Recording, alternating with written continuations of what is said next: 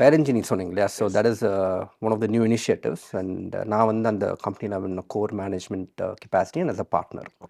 So Madhavan பார்த்தீங்கன்னா he is also partner and strategic advisor for the entire company சொல்லலாம். ஸோ ஜென்ரலாக நீங்கள் எதில் கனெக்ட் பண்ணோன்னு பார்த்தா, of course we all know Madhavan son is very very accomplish swimmer. And seriously நமக்கு நிறையா பெருமை தேடிட்டு தான் இருக்காரு. அண்ட் ஸ்விம்மிங்னால I also kind of like have a bias டுவர்ட்ஸ்னு வச்சுங்களேன். So outside of that நீங்கள் பார்த்தீங்கன்னா வந்து த ஆப்போட கான்செப்ட், ஓகே. நாங்கள் என்ன பண்ண முயற்சிக்கிறோம் அப்படிங்கிறது வந்து it's a very tremendous value add. ஏன்னா இப்போது சோஷியல் மீடியா அடிக்ஷன் ஒரு ஸ்க்ரீன் டைம் அடிக்ஷன்லாம் வந்து it's a lot amongst children. இப்போது நிறையா வீட்டில் பார்த்தீங்கன்னா வந்து பேரண்ட்ஸ்க்கும் குழந்தைங்களுக்கும் நடக்கிற போரே அதுதான். ஃபோனை பிடுங்குறது, இல்லை ஃபோனு கம்மியாக யூஸ் பண்ணுன்னு சொல்கிறது அந்த மாதிரி.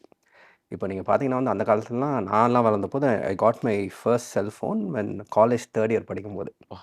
ஸோ நான் கூட முன்னாடி எடுத்துட்டேன். ஓகே. ஸோ அந்த காலம் அப்படியே எங்கள் சைல்டுஹுட் வந்து கம்ப்ளீட்டாக ரோட்டில் விளையாண்டுட்டு இருப்போம். ரோட்டில் கிரிக்கெட், ஹைட் அண்ட் சீக் அந்த மாதிரி கம்ப்ளீட்டாக இன்னொருத்தர் வீட்டில் தான் இருப்போம். இப்போ பார்த்தீங்கன்னா வந்து எல்லாம் அவங்கவுங்க வீட்டில் இருக்காங்க. ப்ளஸ் தேர் கம்ப்ளீட்லி எங்கேஜ். எல்லாம் ஸ்க்ரீன் ஃபோன் பார்த்தாலே அவங்க உலகமே அதில் அதோட அடங்கி தான் இருக்காங்க. ஆனால் எல்லாரும் ஹைட் அண்ட் சீக் விளாட்ற மாதிரி காணாம போயிடுறாங்க. கரெக்ட். எக்ஸாக்ட்லி.